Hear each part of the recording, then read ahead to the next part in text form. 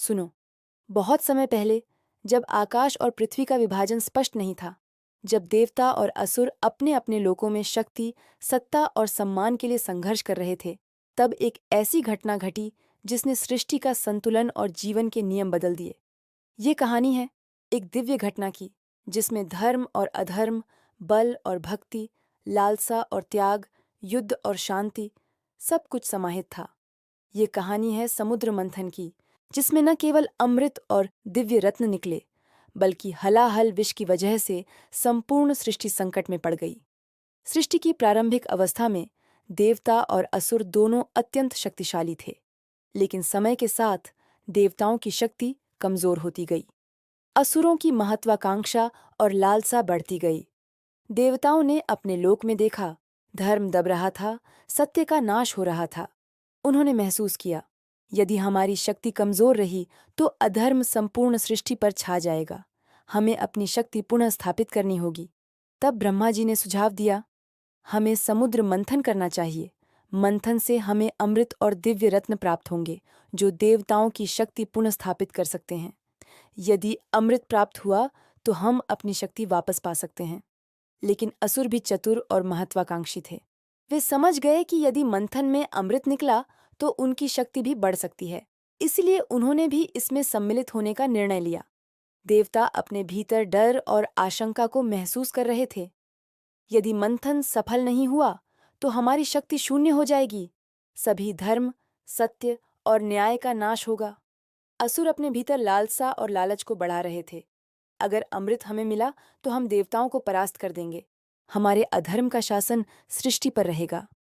इस तरह दोनों पक्षों के बीच मानसिक और आध्यात्मिक द्वंद्व भी था।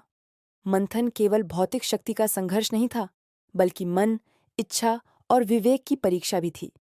मंथन के लिए आवश्यक था एक स्थिर पर्वत और एक विशाल सर्प।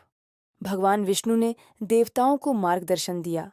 हमारे पास मंदिर पर्वत है, इसे समुद्र के केंद्र में रखा जाएगा और वासुकी सर्प को पर्वत के चारों ओर लपेट दिया जाएगा। देवता उसकी पूंछ पकड़ेंगे, असुर उसका सिर। मंदिर पर्वत समुद्र के केंद्र में रखा गया। वासुकी सर्प को उसके चारों ओर लपेटा गया। अब मंथन प्रारंभ हुआ। जैसे जैसे पर्वत घूमता, समुद्र के भीतर से ऊर्जा की लहरें उठतीं। जल की सतह पर चमक और हलचल दिखाई दी। जल में चमकते रत्न और अकल्पनीय जीव प्रकट होने लगे। देवताओं ने अपनी पूरी शक्ति लगाई। वे पर्वत को स्थिर रखने और घुमाने में जुटे थे। असुर भी उतने ही उत्साह और लालसा से पर्वत को घुमा रहे थे। जैसे जैसे मंथन बढ़ता गया, समुद्र की लहरें गहरी और तेज होती गईं। कभी कभी पर्वत झुक जाता, कभी सर्प की पूंछ फिसल जाती, लेकिन दोनों पक्ष नहीं रुके, क्योंकि अब मंथन केवल शक्ति का सवाल नहीं, बल्कि जीवन और मृत्यु का प्रश्न बन चुका था। समुद्र मंथन के दौरान अनेक अद्भुत वस्तुएं प्रकट हुईं। 1. कौस्तुभ मणि, भगवान विष्णु के हार के लिए। 2. कमल पुष्प, शांति और सौंदर्य का प्रतीक। 3. स्वर्ण रथ और गहने, देवताओं के अधिकार और शक्ति का प्रतीक। पार, अमृत कलश, जीवन देने वाला अमृत, जिसे पाकर मृत्यु भी पराजित हो सकती थी। 5. कुंदमलिनी रत्न और दिव्य औषधियां, स्वास्थ्य, शक्ति और दीर्घायु के प्रतीक। 6. गरुड़ वासना, आकाश और उड़ान की शक्ति देने वाला दिव्य पक्षी। हर वस्तु अद्भुत थी, लेकिन जैसे जैसे मंथन बढ़ता गया, समुद्र से एक घातक गैस और विषाक्त धुआं उठने लगा। यह था हलाहल विष। हलाहल विष अत्यंत घातक था। उसकी शक्ति इतनी थी कि अगर यह पृथ्वी पर गिरता तो संपूर्ण सृष्टि और जीवित प्राणी नष्ट हो जाते। उसका रंग काला और गाढ़ा था और उसकी महाशक्ति ने समुद्र के जीवों को भी झकझोर दिया। देवता भयभीत हो गए। असुर भी डर गए, क्योंकि इस विष की शक्ति उन्हें भी निगल सकती थी। सृष्टि संकट में थी। तभी प्रकट हुए महादेव भगवान शिव। उनकी आंखों में अनंत शांति थी, उनके भीतर अपार शक्ति की चमक। देवताओं ने हाथ जोड़कर प्रार्थना की, हे महादेव, सृष्टि को बचाए, इस घातक विष से हमें सुरक्षित करें। भगवान शिव ने सिर हिलाया। फिर उन्होंने हलाहल विष को अपने मुंह में लिया। सृष्टि की रक्षा के लिए यह उनका निस्वार्थ बलिदान था। हलाहल विष इतना घातक था कि यदि शिव जी ने इसे नहीं निगला तो संपूर्ण सृष्टि नष्ट हो जाती। जैसे ही विष उनके गले में पहुंचा, उनका गला नीला पड़ गया। तब से उन्हें नीलकंठ कहा जाता है। यह नीला गला केवल शक्ति का प्रतीक नहीं, बल्कि निस्वार्थ भक्ति, करुणा और त्याग का प्रतीक है। सृष्टि सुरक्षित रही। देवता और असुर दोनों स्तब्ध रह गए। उन्होंने देखा शिव जी का अद्भुत त्याग और करुणा। हालाहल विष को निगलने के बाद मंथन जारी रहा। अंततः प्रकट हुआ अमृत कलश। देवता और असुर दोनों इसके लिए उत्साहित थे, लेकिन भगवान विष्णु ने अपनी चतुराई दिखाई।